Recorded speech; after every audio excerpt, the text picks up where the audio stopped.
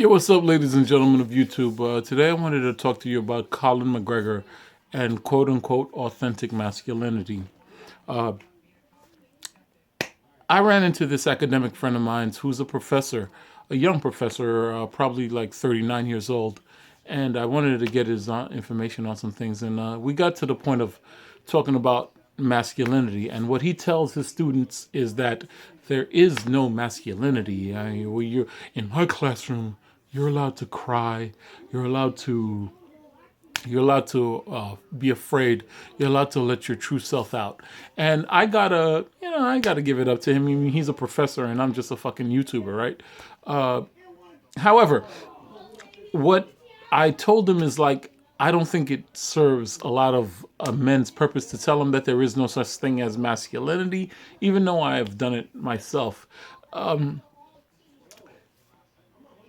Masculinity is a negative value structure. It is a set of don'ts. A lot of times you hear feminists tell you that, oh, well, how do you define masculinity if it's anything that if a woman could do anything a man can do? It's like, well, yes and no. See, like I said, masculinity is a negative value structure that you're not allowed to fail at certain endeavors. You're not allowed to show weakness. You're not allowed to wallow around in a state of perpetual helplessness. So, what does that have to do with Conor McGregor? All right. Conor McGregor taking the UFC by storm. And why does he do that? Because he lives by the one true masculine principle is that to take what's in your mind and bring it into the real world, make it manifest, turn your perceptions of reality and and and give birth to it into the material world. He said he would be he said he would fight 4 times a year, and he did that. He said that he would beat a champion, and he did that. He said that he would go into the another weight division, and he's done that. See, he is giving proof to his objective masculinity by doing what he said he would do.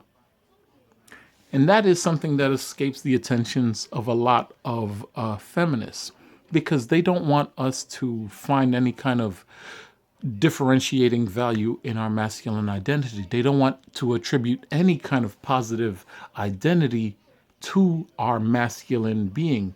You know, in their eyes, there is only negative ramifications for being born with a male appendage. That's my nephew's playing my fucking Xbox, and like I had to move to the next room.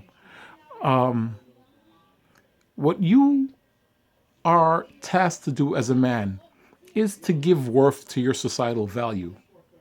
What you are tasked to do as a man is to be a man of your word and to have a vision and make that vision real. Mr. Conor McGregor is the living embodiment of what it is to be a real man. Think about that.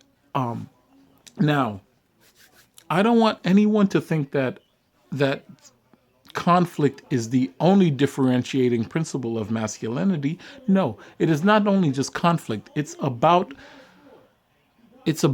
being honest and being objective, being an objective truth within yourself. When it comes to other topics such as gender fluidity, representation of sexual expression, uh, gender nonconforming status, please recognize I personally do not believe in masculinities.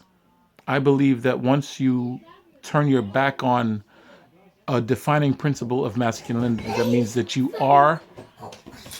Come here, come here, come here. Yo, come here. Say hi. Hi guys. What's up? That's my little nephew. Now get out. Once you've given birth to your masculine identity by being a man of your word, the world will see you for what you want them to see. You know, it's just the truth. Now, that at the same time, it puts into conflict gender fluidity, because Hey. 2K. These kids, man, a bunch of annoying little brats. Okay. All right. Let's talk about authenticity and masculinity and for a change. I don't have a desire to oppress gay and bi trans people. But as a man, I search for truth. I search for authenticity. So if I'm at a club and I accidentally kiss a tranny and my fist so happened to ball up and blacken their eye, they shouldn't have tested my masculinity. It's just as simple as that. The rules are different from YouTube because most of the people that are trans who are on YouTube are honest about it. So I could treat them as I want, as they want to be treated, and as how I want to treat them. I will give them an open ear and discuss things openly with them. But that doesn't mean that I have to tolerate being flirted with if you're a dude and I'm a dude. You know, you know. Masculinity is a search for objectivity, which explains why a lot of men's rights activists flock to Ayn Rand. This woman, people don't understand, Ayn Rand specifically dictated that I will deal with you at which I want to deal with you, not the way you want. If I can't trade value for value with me, with you and me, then no relationship will take place. And if you lie about your value, what the fuck, you know? And and I guess the inverse of this, the worst case of this, is that in our search for masculine identity, we value women too much. We value physical conflict too much. We value sex too much. We value the suffering of other men too much because we're trying to prove that we are men in ourselves.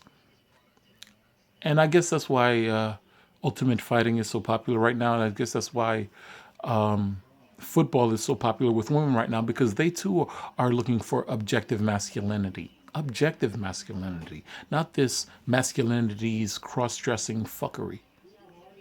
Remember this, masculinity is a narrow path. Once you stop walking that narrow path of is and ought, you don't lose your manhood, you become a complete human being. You know? I guess that's the riddle of all this.